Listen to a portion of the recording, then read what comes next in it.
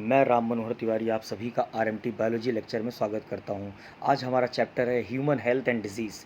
तो चलिए शुरू करते हैं। अगर हम बात करें हेल्थ के बारे में, what do you mean by health, किसे कहा जाता है कि हेल्थ क्या है। तो देखो, सबसे पहले हमारे दिमाग में कई सारी बातें आती हैं कि अगर कोई बंदा बिल्कुल ठीक महसूस कर रहा है अपने आप को तो उसे लगता है कि वो हेल्दी है, चाहे उसके दिमाग में कोई टेंशन ही चल रही हो।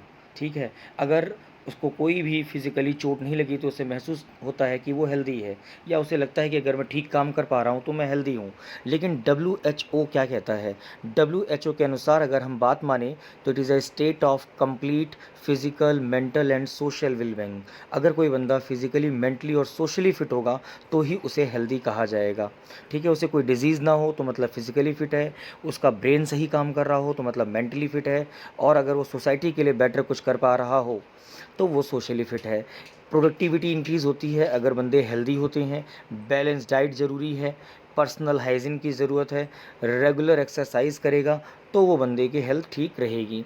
फिर हम बात करते हैं बच्चे डिज़ीज़ को लेके। डिज़ीज़ क्या होता है? डिज़ीज़ डिस प्लस ईज़, दो शब्दों से मिलकर बना हुआ है, डिस प्लस ईज़। तो अगर हम बात करें, ईज़ होती है हमारी सुविधा, उसमें डिस यानी कि उसमें डिस्कम्फर्ट होना, यानी कि जब हम डिस्कम्फर्ट फील करें तब।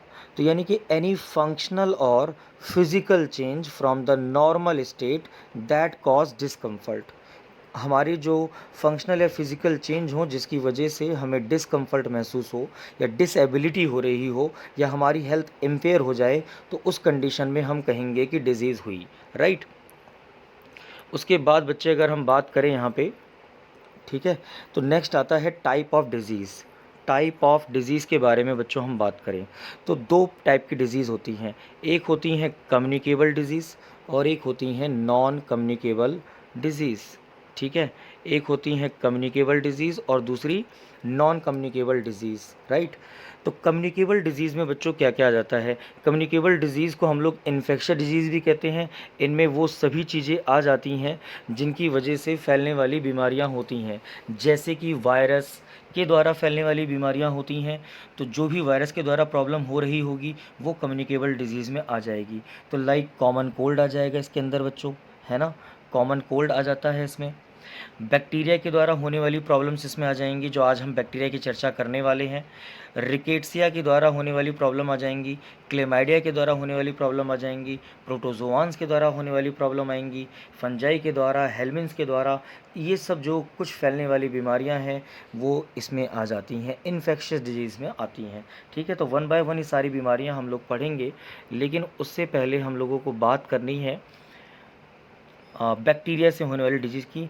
तो मैंने आपको एक ब्रॉडर एस्पेक्ट बताया कि दो टाइप की बीमारियां होती हैं, एक होती है कम्युनिकेबल और दूसरी होती है नॉन कम्युनिकेबल। तो जो नॉन कम्युनिकेबल डिजीज़ होती हैं बच्चों, ये कुछ कैटेगरी में डिवाइड किया गया है। जो पहली कैटेगरी है वो है डेफिशिएंसी डिजीज़। तो डेफिशिएंसी डिजीज़, नाम में ही देखो छुपा हुआ है डेफिशिएंसी। तो डेफिशिएंसी का मतलब है the diseases are caused by deficiency of nutrients. जो न्यूट्रिएंट्स की कमी से हो रही हो वो डिज़ीज़ इसके अंदर आ जाती हैं। तो न्यूट्रिएंट्स की कमी से जो डिज़ीज़ होती है वो डेफिशिएंसी डिज़ीज़ में आती हैं। जैसे कि अगर हम बात करें तो मरासमस, क्वाशियोरकर, जो कार्बोहाइड्रेट, प्रोटीन, इनकी कमी से हो जाती हैं बीमारियां। राइट। तो क्या क्या आ जाएगी इसमें डेफिशिएंसी डिज़ीज़ में? डेफिशिएंसी डिज़ीज़ में आ जाएगी बच्चा मरासमस। क्या आ जाएगी? मरासमस। इसको मैं हटा देता हूँ इस पेज को। मरासमस आ जाएगी इसके अंदर।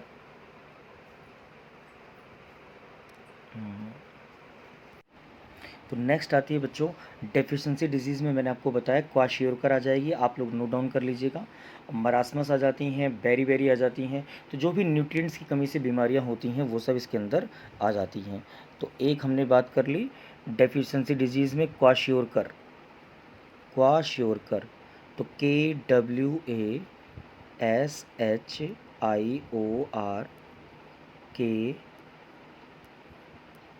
तो क्वाशियोरकर आ जाएगी इसके अंदर, और मरासमस आ जाएगी, बेरी आ जाएगी, ये सब चीज़ें आ जाएंगी इसमें। ठीक है। नेक्स्ट है डीजनरेटिव डिजीज़। जब हम डीजनरेटिव डिजीज़ के बारे में बात करेंगे तो ये क्यों होती हैं? ये होती हैं जब हमारा कोई ऑर्गन सही से काम नहीं कर पाता। जब हमारा ऑर्गन सही से काम नहीं कर पाता तब ये बीमारी होती है। ठीक है, जैसे कि हार्ट की कोई प्रॉब्लम्स हो जाएं, ठीक है, ब्रेन की कोई प्रॉब्लम हो जाए, लंग्स की हो जाए, लीवर की हो जाए, तो जब ऑर्गन में मेल फंक्शनिंग होगी तो जो डिजीज़ होगी वो डीजनरेटिव कहलाएगी। नेक्स्ट है एलर्जिक डिजीज़। हमारी बॉडी ना कुछ पर्टिकुलर ऑर्गन के लिए बहुत ज़्यादा सेंसिटिव होती है। जैसे कुछ लोगों की बॉडी पोलन ग्रेन से सेंसिटिव होती है बहुत ज़्यादा, ठीक है। तो कुछ लोगों की बॉडी जो है सनलाइट से सेंसिटिव होती है। तो हमारी बॉडी जब किसी भी चीज़ के लिए हाइपर सेंसिटिव होती है तो जो रिएक्शन होती है उसी को हम एलर्जिक रिएक्शंस कहते हैं, ठीक है। इनमें एक अस्थमा भी एक एग्जाम्पल है, ठीक। तो एलर्जिक डिजीज़ में अस्थमा की भी बात कर सकते हैं हम, अस्थमा, ठीक है। एलर्जिक डिजीज़ में अस्थमा आ जाता है। नेक्स्ट बात करें कैंसर। कैंसर के बारे में बहुत डिटेल में चैप्टर में बात करेंगे कि ये क्यों होता है। Due to uncontrolled growth of certain cells और टिश्यू इन आवर बॉडी। तो जो अनकंट्रोल्ड डिवीज़न होता है हमारी बॉडी में सेल्स का, जिसको हम लोग कैंसर कहते हैं, लेकिन बहुत डिटेल में हम आगे बात करेंगे। तो फिलहाल अभी है हमारा इंट्रो। अब हम बात करते हैं बच्चों नेक्स्ट। तो नेक्स्ट है ट्रांसमिशन ऑफ डिजीज़। डिजीज़ कैसे ट्रांसफ़र होती हैं। तो दो तरीके हैं डिजीज़ के ट्रांसफ़र होने के। एक है डायरेक्ट ट्रांसमिशन और दूसरा है इनडायरेक्ट ट्रांसमिशन। एक डायरेक्ट और दूसरा इनडायरेक्ट। तो बच्चों डायरेक्ट में पहला आता है, अगर हम बात करें ड्रॉपलेट इन्फेक्शन।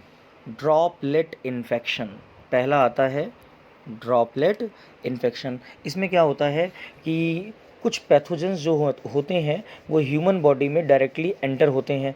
कैसे, कोई बंदा स्नीजिंग करे, खांसना, छींकना, ठीक है ना, थूकना, बात करना, तो स्नीजिंग, कफिंग, स्पिटिंग, टॉकिंग, इन सब के द्वारा कुछ छींटे पड़ जाते हैं या वो जो पैथोजन है एयर में आ जाते हैं और जो दूसरा बंदा इनहेल करता है उसकी बॉडी में चले जाते हैं।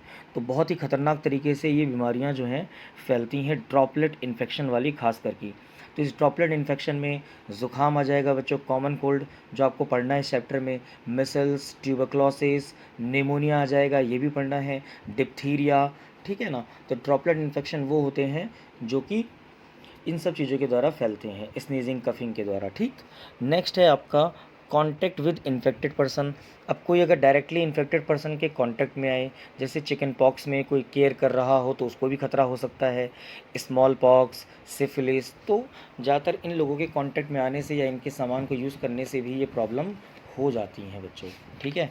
नेक्स्ट अगर हम बात करते हैं contact with soil, contact with soil, तो इसमें क्या आता है बच्चों, टिटनेस आ जाता है। ये वही टिटनेस है जो आप लोग बात करते हैं कि जब कोई जंग लगा हुआ लोहा लग जाए तो हमें टिटनेस का इंजेक्शन लगवा लेना चाहिए। एक्चुअली होता क्या है कि ये जो बैक्टीरिया होता है टिटेनी वाला, ये कुछ मात्रा में सॉइल में पाया जाता है, कॉन्टामिनेटेड सॉइल में।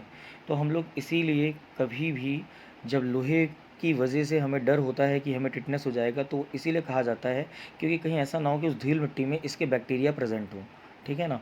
तो सॉइल के कांटेक्ट में आने से भी ये बीमारियां हो सकती हैं। नेक्स्ट है एनिमल बाइट। कुछ बीमारियां जानवरों के काटने से भी होती हैं, जैसे कि रेबीज़, ठीक है। नेक्स्ट बात करें प्लेसेंटा के थ्रू भी डिजीज़ फैलती हैं बच्चों। प्लेसेंटा के थ्रू, प्लेसेंटा के थ्रू जो कि मदर से, इन्फेक्टेड मदर से बेबी को ट्रांसफ़र हो जाती है, जैसे कि गोनोरिया, सिफिलिस, ये सब चीज़ें हो जाती हैं। समझ रहे हैं प्यारे बच्चों। तो ये चीज़ आपको ध्यान देनी होती है। हाँ, तो बच्चों फिर हम इनडायरेक्ट ट्रांसमिशन के बारे में यदि बात करें तो फर्स्ट जो है method vehicle borne method. Vehicle borne method जो कि वेक्टर के द्वारा ट्रांसफ़र होता है, यानी इनको हम वेक्टर भी कहते हैं, जो एज अ व्हीकल काम करते हैं। जैसे इसमें एक बीमारी आ जाती है टाइफाइड। अब आप लोगों को याद होगा कि जो टाइफाइड है वो कॉन्टामिनेटेड फूड एंड वाटर से ट्रांसफ़र होती है ना। तो इसमें जो व्हीकल के रूप में काम करेगा कौन करेगा, फ्लाइज वगैरह करेंगी, राइट। ऐसे ही कोलेरो है, कोलेरा है, जो कि बैक्टीरिया के द्वारा ट्रांसफ़र होती है, ठीक है। तो इसमें कई सारे एजेंट आ जाते हैं जो चीज़ों को ट्रांसफ़र करवाने का काम करते हैं।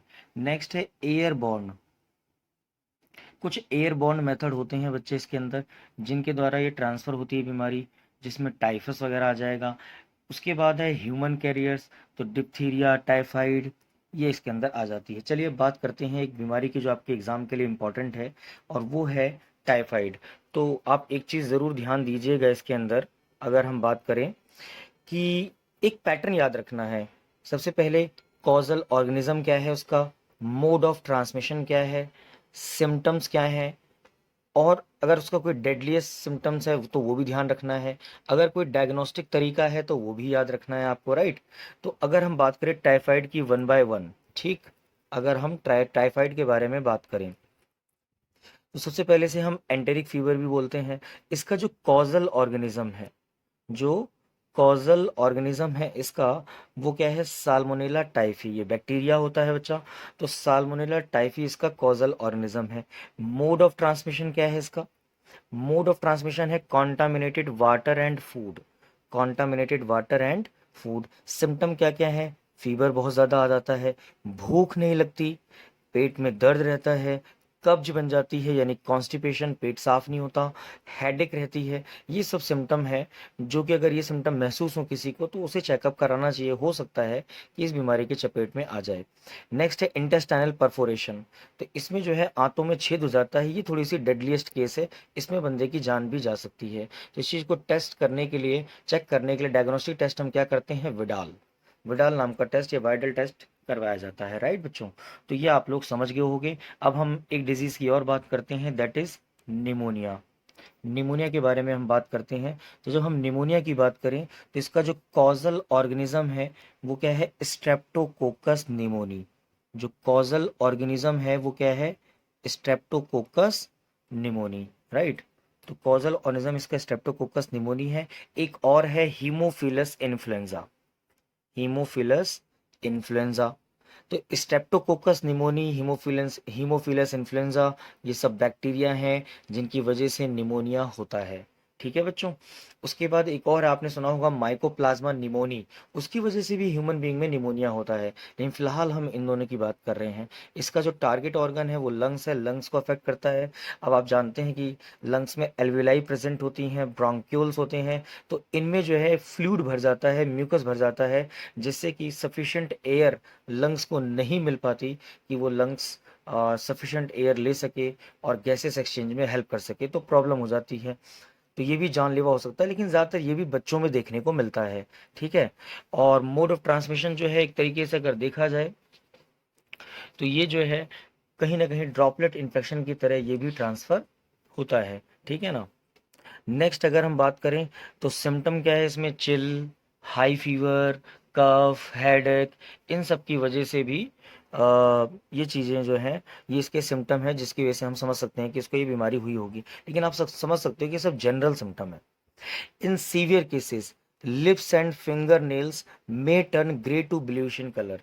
तो ये थोड़ा सा जब खतरनाक सीन है, अगर जो नेल्स हैं वो जब ग्रे से ब्लूइश कलर में हो जाएं तो आप समझ सकते हैं कि पक्का निमोनिया ही हुआ है। लिप्स और फिंगर जो हैं वो आपके कैसे हो गए हैं, ब्लू कलर के, तो यानी कि ये बहुत ज़्यादा खतरे का है कि यानी जान जा सकती है।